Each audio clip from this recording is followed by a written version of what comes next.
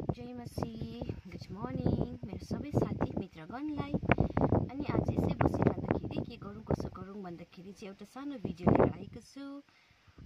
Integrated child service development which is ICDS। यो चाहिँ हाम्रो भारत देशको एउटा प्रोग्राम हो है, जुन यसले चाहिँ के सर्भिस दिन्छ भन्दाखेरि चाहिँ यसले 0 to 6 को नानीहरूलाई प्लस प्रेग्नेन्ट वुमनलाई प्लस ल्याक्टेटिङ ममलाई चाहिँ सर्भिस दिन्छ भने अब यो ICDS सेन्टर चाहिँ किन लानु नानीहरूलाई भन्ने है, यसले चाहिँ के फाइदा दिन्छ भनेर म तपाईहरुसँग है एक दुईवटा पोइन्ट्स भन्न चाहन्छु।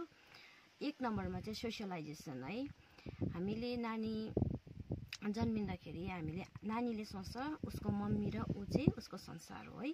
त्यसको बादमा उसले बिस्तारै उसको पापालाई चिन्छ, अनि त्यसको बादमा उसको फ्यामिलीलाई चिन्छ, अनि त्यसको बादमा चाहिँ सोसाइटीमा उसले चिन्दै गरेको हुन्छ। त्यसले गर्दाखेरि चाहिँ जब हामीले नानीहरूलाई ICDSमा ल्याउँछौँ नि, नानी 0 to 5 सम्म या 0 to 6 सम्म जब हामीले नानीहरूलाई ICDS सेन्टर ल्याउँदै गर्दाखेरि चाहिँ नानीहरू चाहिँ त्यो ठाउँहरूमा चाहिँ सोसियल हुँदै गरेको हुन्छ है। उनीहरूले अरूको मम्मीहरूलाई देख्दै गरेको हुन्छ है, त्यहाँ टिचर्सहरू देख्दै गरेको हुन्छ, ICDSको वर्कर हुन्छ, हेल्पर हुन्छ है। अन्त ऊ चाहिँ त्यहाँबाट बिस्तारै ऊ सोसियल हुँदै गरेको हुन्छ। अनि त्यो नानी चाहिँ भोलिको दिनमा इन्सेक्युर फिलिङ, ठुलोहरूसँग कसरी त्यहाँ एडजस्ट हुनु भने उसलाई त्यसमा चाहिँ प्रब्लम हुँदैन। अनि नम्बर 2 मा चाहिँ न्युट्रिसन्स है। ICDSमा चाहिँ एउटा न्युट्रिसन बेनिफिट छ, किनभने त्यहाँनिर खानापिनाहरू पाक्छ है, किनभने balance diet is very important. अहिले कतिवटा कारणवश है अहिले हाम्रो नानीहरूले प्याकेटको चिजहरू बेसी खान्छ, ब्यालेन्स डाइट खाँदैन। आमा बाबाले खाना खुवाउँदाखेरि है त्यो उनीहरूकोमा त्यो ब्यालेन्स डाइट खानु मान्दैन। कति नानीहरूले सागसब्जी खानु मान्दैन भन्छ है, आमा बाबाले खाना खुवाउनु गाह्रो परिरहेको हुन्छ। तर ICDSमा यसरी हामीले सानोदेखि नानीहरू ल्याउँदैछ भने चाहिँ उनीहरूले हरियो सागसब्जी, दाल है, चाना, मटर एउटा प्रोटिन डाइट प्लस उनीहरूलाई फ्रुट्सहरू दिने गर्छ, घिउ, अन्डा, यसरी उनीहरूले एकदमै ब्यालेन्स डाइट एउटा न्युट्रिसियस फुड उनीहरूले खानु पाइरहेको हुन्छ, जुन कुराले चाहिँ उसको हेल्थमा पनि एकदमै बेनिफिट गर्छ। अनि अर्को कुरा चाहिँ एउटा हेल्थ चेकअप है। त्यहाँनिर नानीहरूको हेल्थ चेकअपहरू भइरहेको हुन्छ, उसको वेट हुन्छ, ग्रोथ हुन्छ, कस्तो प्रकारले वेट राम्रो छ छैन, ब्यालेन्स छ छैन, उसको सबै त्यो कुराहरू पनि चेकचाक भइरहेको हुन्छ। प्लस ICDS एउटा हेल्थ सेन्टरसँग पनि मिलेर काम गरेकोले गर्दाखेरि चाहिँ त्यो ठाउँमा चाहिँ नानीहरूलाई धेरै बेनिफिट पाउँछ भने अर्को कुरा चाहिँ अर्ली चाइल्डहुड एजुकेसन्स।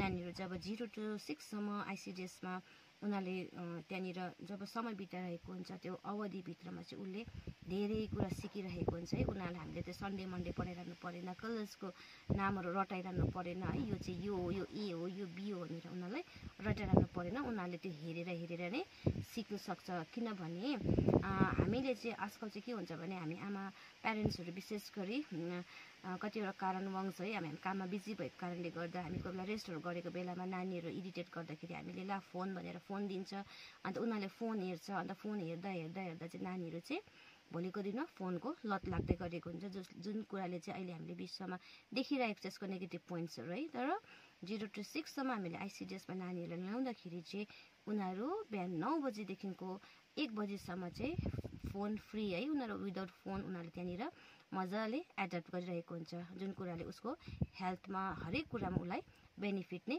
पाइरहेको हुन्छ। भने आमा प्यारेन्ट्सहरूलाई चाहिँ के फाइदा छ ICDSमा नानी लाँदाखेरि भन्दाखेरि चाहिँ जो आमाहरू चाहिँ अब बस्तीतिर विशेष गरी है, मेरो स्कुल पनि एउटा रुरल रिजन भएको कारणले गर्दाखेरि चाहिँ मलाई चाहिँ विशेष गरी यतापट्टिकै कुरा गर्नु ठिक लाग्छ, किनभने यतातिरको प्रब्लमहरू म देख्छु है। बस्तीतिर चाहिँ के हुन्छ भने आमाहरू काममा जानुपर्छ, खेतालापात गर्नुपर्छ, अन्त नानी कसले हेरिदिने है, किनभने नानीहरू चकचक गर्छ, लड्छ, चोटपटक लाग्छ, फेरि केही भइहाल्यो भने नानीले केही भइहालेछ भने थाहा पाउँदैन होइन। त्यो अब नेटवर्क प्रब्लम हुन्छ, इस्युजहरू धेरै प्रब्लमहरू हुन्छ है बस्ती रुरल एरियामा चाहिँ। त्यसले गर्दाखेरि जो वर्किङ वुमनहरू छ है उहाँहरूको लागि चाहिँ एउटा बेनिफिट चाहिँ के छ भने नानी चाहिँ अब 3 वर्षसम्म त हो अभियसली नानीलाई यताउता छोड्नु सक्दैन, तर 4 वर्षदेखि 5 वर्ष 6 वर्षसम्म चाहिँ त्यो नानीलाई आमाले ICDS सेन्टरमा ल्याएर ड्रप गरिरहेको छ भने चाहिँ 1 बजीसम्म चाहिँ उसले आमाले पनि प्यारेन्ट्सले पनि मजाले घरमा काम गर्नु सक्छ है। अनि आफ्टर द्याट चाहिँ उसले आफ्नो नानीलाई लिएर जाँदाखेरि चाहिँ बोथ प्यारेन्ट्स अनि नानीलाई चाहिँ बोथ हामीले यसमा चाहिँ बेनिफिट है लिनु। अनि ओभरअल इम्प्याक्ट चाहिँ के रहेछ भन्दाखेरि चाहिँ यसले चाहिँ improve health outcome. Number 1, and enhance cognitive development. Plus, by utilizing ICDS service, parents can provide their children with a strong foundation